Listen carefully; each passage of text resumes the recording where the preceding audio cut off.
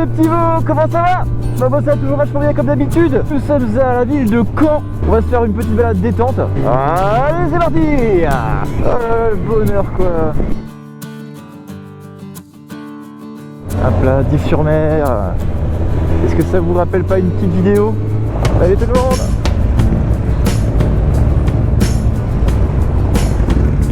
Voilà, encore un petit tour à Olgat. C'est toujours agréable de passer dans ce coin-là. Typique de chez typique des villes côtières normandes. Oh, regardez la petite maison là. On a Villars-sur-Mer. Let's go tout Pont-l'Évêque. Allez, voilà, c'est bon, là on s'enfonce dans les terres.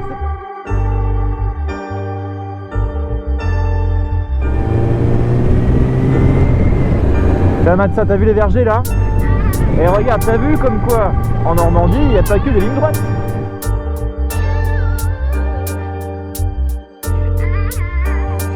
Ouais, quand toi de chaume là et tout là. Excellent. Oh là là, et ça date pas d'hier. Du vrai colombage ça. J'aimerais bien savoir de quand date cette maison. Bon, on va aller où? Tourville-en-Auge. Ça me parle bien ça. En direction Honfleur, soyons fous. Enfin, soyons fleurs. Elle vaut de l'or cette blague. C'est la plus pourrie. Donc, soyons fleurs. Honfleur, ça y est, on y est. Donc, bah, c'est simple, hein, ce qu'on va faire. On va se balader tranquillou. On va se garer, puis on va filmer un petit peu.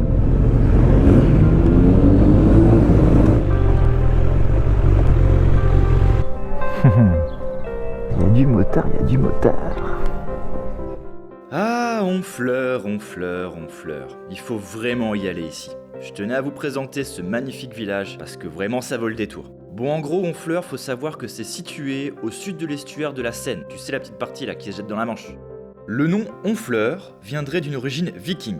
Et oui, nos amis du Nord, envahisseurs en quête de terre fertile. Honfleur, en gros, vient de Honfleu, qui veut dire hameau dans une petite anse. C'est une ville qui servait de port transit pour les marchandises au départ de Rouen vers l'Angleterre. En parlant de l'Angleterre justement, durant la guerre de 100 ans, la ville d'Honfleur est passée à plusieurs reprises entre les mains françaises et les mains anglaises. Une bonne fois pour toutes aux mains françaises, c'est à partir du XVIe siècle et XVIIe siècle que la ville d'Honfleur explose et devient le point de départ de grands échanges commerciaux et d'expéditions comme celle de Samuel de Champlain. Retenez bien ce personnage, parce que ce bon vieux Samuel, il est parti du port d'Honfleur pour y établir une colonie française en Amérique du Nord et ainsi donner naissance à la fameuse ville de Québec en 1608. Quand on regarde ces immeubles du XVIIIe siècle, on constate qu'ils sont assez hauts. Ça s'explique par le fait que le bassin a été agrandi à la fin du XVIIe siècle. Vu qu'il a été agrandi, il y avait beaucoup moins d'espace pour construire. Il fallait donc construire en hauteur. Allez, on part se balader dans les ruelles de Honfleur. Comme tu peux le constater, on observe plein de magasins. Des magasins de pâtisserie et autres bons produits du terroir normand. Poursuivons notre chemin. Tiens, voilà une église et pas n'importe laquelle. C'est l'église Sainte-Catherine. Construite après la guerre de 100 ans, en gros durant la seconde moitié du XVe siècle, elle est fabriquée quasiment entièrement de bois. À l'époque, il n'y avait pas beaucoup de moyens, donc du coup les marins qui étaient les propres architectes de cette église l'avaient faite entièrement de bois.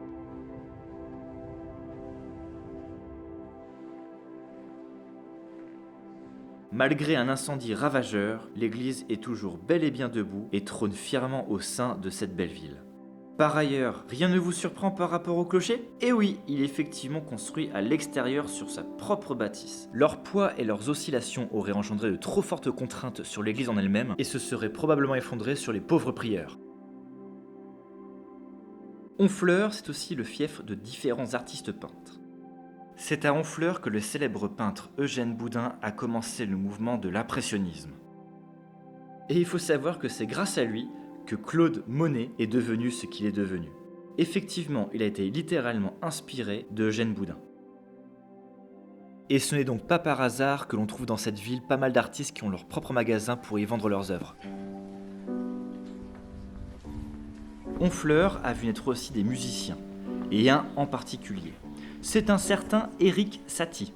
Et oui, Monsieur Satie, célèbre pianiste-compositeur, est né le 17 mai 1866 au sein de ce beau village. Et c'est ici, précisément. On appelle cet endroit la maison Satie.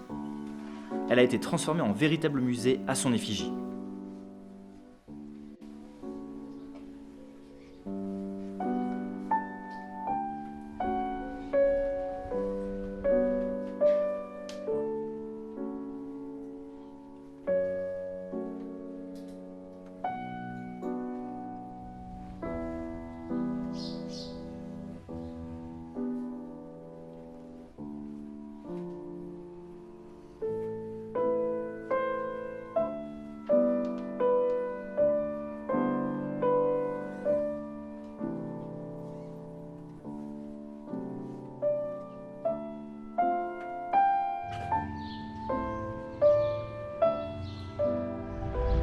Voici une autre église, c'est l'église Saint-Léonard-des-Champs.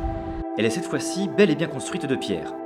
Sa façade avant de style gothique flamboyant reste le seul témoin du XVe siècle. Car l'ensemble de cette église date surtout du XVIIe et du XVIIIe, ce qui explique un peu sa forme toute particulière en dôme, très à la mode à cette époque. On parle beaucoup de l'église Sainte-Catherine, mais pas assez de Saint-Léonard à mon goût, et vous allez voir pourquoi. Regardez-moi toutes ces peintures murales. Cela colore littéralement l'église, c'est vraiment magnifique, il faut vraiment y faire un tour.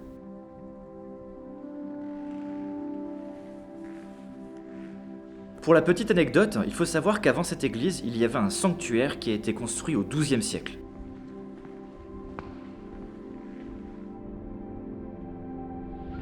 Juste à côté de l'église, en descendant un petit peu du côté droit, on voit un lavoir. Faut savoir en gros que le quartier Saint-Léonard a connu un fort développement au cours du XIXe siècle, en raison de sa proximité avec les industries, les bassins et la gare ferroviaire. Cet endroit, c'est vraiment un endroit de détente. On contemple l'eau s'écouler tranquillement, et ça permet un petit peu de se relaxer, de se poser quoi. Retournons près du bassin pour aller voir un endroit assez lugubre situé rue de la Prison.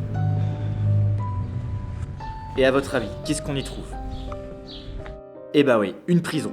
À la base, c'était une maison simple, construite au XVIe siècle. Elle fut transformée en prison à partir du XVIIe siècle. Par la suite, elle deviendra un musée à la toute fin du XIXe siècle. Mais on imagine très bien les longs moments d'incarcération des criminels dans des conditions bien typiques de l'époque.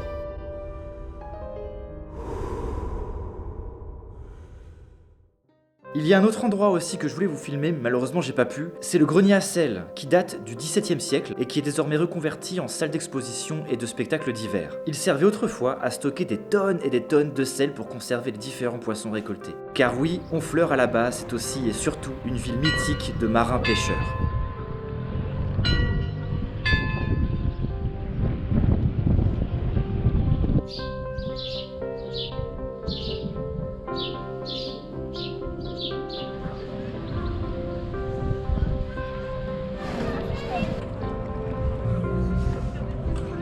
C'est ça qui est génial avec la moto, on va où on veut, quand on veut quoi. Et du coup ça permet de faire une vidéo histoire sur Honfleur parce que ça faisait un bail que je voulais le faire. En tout cas j'espère que vous aurez kiffé la vidéo les gens. Allez les gens, je vous fais des gros bécos. Salut à tous. Ciao ciao. Regardez-moi ça là. Regardez-moi ça. Ah là là.